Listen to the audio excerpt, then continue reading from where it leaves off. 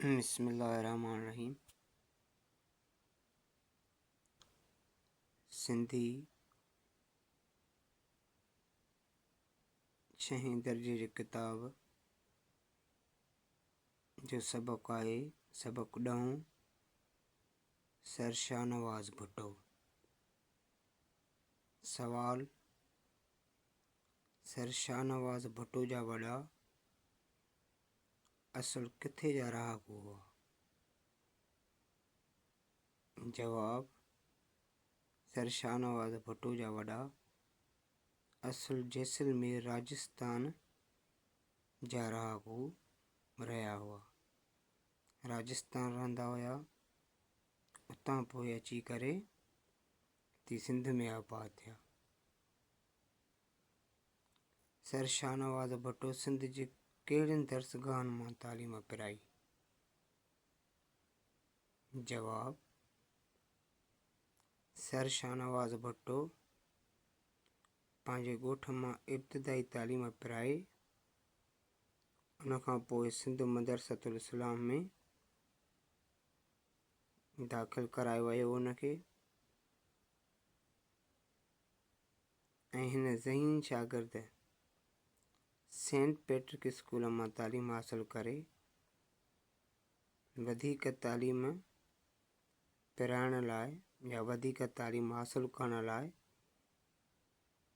England रवानो थियो। सवाल: sir Shahnawaz Bhutto अमली सियासत में हिस्सो कॾहिं वरितो? जॾहिं खां उन अमली सियासत शुरू कई त कॾहिं उहो कहिड़ो सन हुयो? जवाब: सर शाहनवाज़ भुट्टो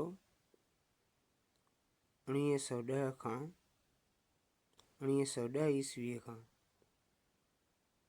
अमली सियासत में हिस्सो वरितो। सवाल: सर शाहनवाज़ भुट्टो मुंबई परगिणे में कहिड़े उहिदे ते रहियो? जवाब: सर शाहनवाज़ भुट्टो मुंबई परगिणे में 12 साल वज़ीर मुक़र्रर रहियो। सवाल: सर शाहनवाज़ भुट्टो जी वफ़ात कॾहिं थी? जवाब: सर शाहनवाज़ भुट्टो जी वफ़ात 1957 ईस्वीअ में थी। ही 10हों सबक़ु असांजो सिंधीअ जो 6हीं किताब जो सर शाहनवाज़ भुट्टो, उन जा सवाल ऐं जवाब जेकी असां पढ़ियासीं।